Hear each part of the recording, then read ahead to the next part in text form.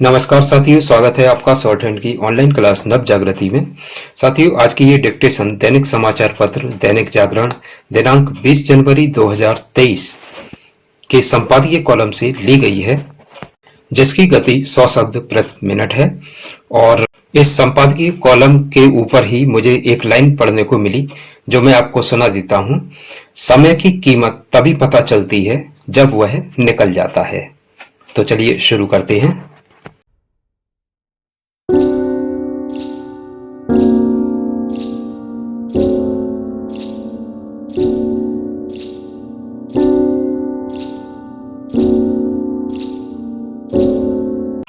यह कोई नई बात नहीं कि विदेशी मीडिया का एक हिस्सा भारत के प्रति दुराग्रह से भरा हुआ है और वह रह रहकर उसका परिचय भी देता रहता है। यह उसके दुराग्रह का ही परिणाम है कि उसने पत्रकारिता के मूल सिद्धांतों की अनदेखी कर पश्चिमी देशों के लिए अलग मानदंड बना रखे हैं और शेष देशों के लिए अलग। वह विकासशील और निर्धन देशों को केवल अपने अलग चश्मे से ही नहीं देखता, बल्कि उनके नेताओं और वहां की जनता को भी अलग कसौटी पर कसता है। इसका ताजा प्रमाण है बीबीसी की प्रधानमंत्री नरेंद्र मोदी पर केंद्रित डॉक्यूमेंट्री।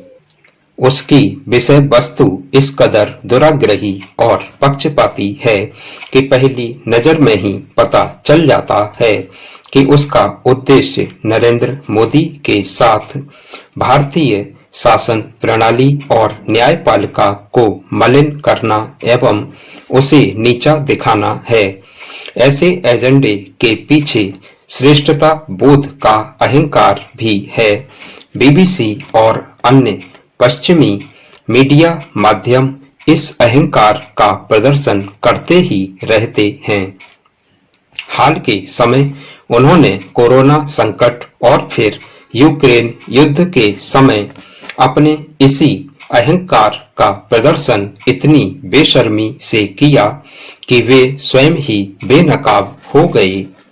इस पर आश्चर्य नहीं कि बीबीसी की डॉक्यूमेंट्री पर न केवल ब्रिटिश प्रधानमंत्री ने असहमति जताई, बल्कि वहां के एक सांसद ने भी इस मीडिया संस्थान को खरी खरी सुनाते हुए कहा कि उसने अपनी पक्षपातपूर्ण रिपोर्टिंग से लोकतांत्रिक रूप से निर्वाचित भारत के प्रधानमंत्री, भारतीय पुलिस और न्यायपालिका की भी बेइज्जती की है। यह अच्छा हुआ कि भारतीय विदेश मंत्रालय के प्रवक्ता ने इस डॉक्यूमेंट्री को दुष्प्रचार का हिस्सा और औपनिवेशिक मानसिकता का पर्याय करार दिया। बीबीसी ने जानबूझकर इसकी अनदेखी करना पसंद किया कि गुजरात दंगों की गहन जांच सुप्रीम कोर्ट की निगरानी वाले एक विशेष जांच दल ने की थी। चूंकि बीबीसी को अपने एजेंडे के हिसाब से एक पक्षपाती विमर्श प्रस्तुत करना था, इसलिए उसने दुष्प्रचार का भी सहारा लेने में संकोच नहीं किया। जिस मानसिकता से बीबीसी ग्रस्त है, उससे ही पश्चिम के अन्य मीडिया माध्यम, चूंकि वे अपना दुराग्रह नहीं छोड़ पा रहे हैं, इसलिए उन्हें भारत और इस जैसे देशों में खोट ही खोट दिखता है। वे भारत में कोरोना के कारण लगाए गए लॉकडाउन के तो दुष्परिणाम गिनाते हैं, लेकिन यूरोपीय देशों में उसके कारण लाखों लोगों की जिंदगियां बचते हुए देखते हैं। इसी तरह वे भारत में कोरोना के कारण मरे हुए लोगों के शव दिखाते हैं और यूरोप अमेरिका में कोरोना से मचे हाहाकार से मुंह मोड़ लेते हैं।